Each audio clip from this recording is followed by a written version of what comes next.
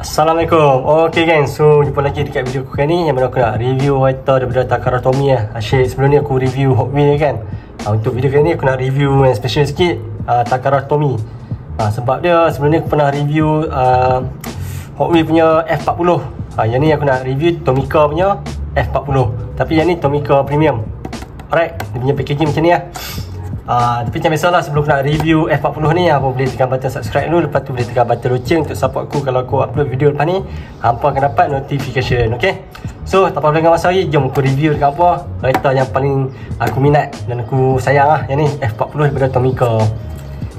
So, yang ni aku pakai ni lah, dia punya protector sebab nak gantung. Kalau beli Tomica Premium ni, dia tak bagi protector ni. Yang tu beli asing. Okay, so ni kotak F40 dia. Aku tunjuk dekat sikit. Ni Tomica Premium F40. Lagi satu, aku rasa dia punya scale lah, nampak. Scale dia 162, dia bukan scale 164. Maksud dia kereta ni dia besar sikit daripada yang Hot Wheels punya. Hot Wheels 164 kan, yang ni 162. Okay, yang ni daripada Jepun, Ferrari official product. Ni yang hologram dia original. Tulisan Jepun. Jepun, kotak dia macam tu ya. Ni daripada tepi. Okay, yang ni aku bagi tahu siap dekat kampung. Yang ni dia special sikit, dia tak sama macam yang Hot Wheels. Okay, sebab dia aku tunjuk dekat kampung. So dia main macam ni ya. Plastik kereta. Lepas tu dia main macam tulisan Jepun punya menu lah. Sebab ni memang keluaran Jepun. Malaysia tak ada benda ni. Okay, so ni kereta dia F40. Tapi yang ni aku beritahu, yang ni bukan macam Hot Wheels. Hot Wheels F40 Competition. Yang ni F40 biasa punya. Yang ni kelebihan dia, atas dia ada absorber nampak. Sport rim dia lawa nampak. Dia ada absorber. Ada tayar plastik ya. Tapi yang ni dia special sikit sebab dia punya bonnet ni boleh buka. Ada enjin. Kalau yang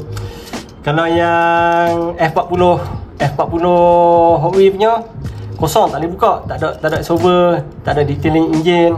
Yang ni boleh tengok detailing enjin dia warna silver.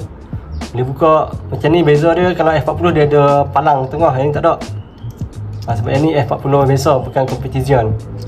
Nampak? Berat, tapi base plastik. Ni bahagian depan dia. Apa, lawa weh. Seat dalam warna merah. Nampak, seat dalam dia warna merah. Ada tu cermin pandang belakang ada. Cuma tak ada side mirror. Detail hitam lawa, logo Ferrari. Belakang ada tulisan Ferrari, exhaust dia lawa detail. Boleh kata memang detail gila. Harga RM30 kan, 27, 29 aku beli tu. Detail dia memang lagi gempak daripada yang Hot Wheels. Hot Wheels harga sampai RM40-50. Yang ni cuma RM20-30 apa dapat detail yang lawa macam ni. Untuk yang Tomica punya. So siapa nak beli apa kena beli cepat-cepat buat dia jadi apa punya collection lah.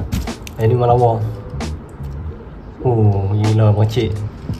Okay, so untuk kereta ni aku boleh bagi 10/10 walaupun tak ada side mirror.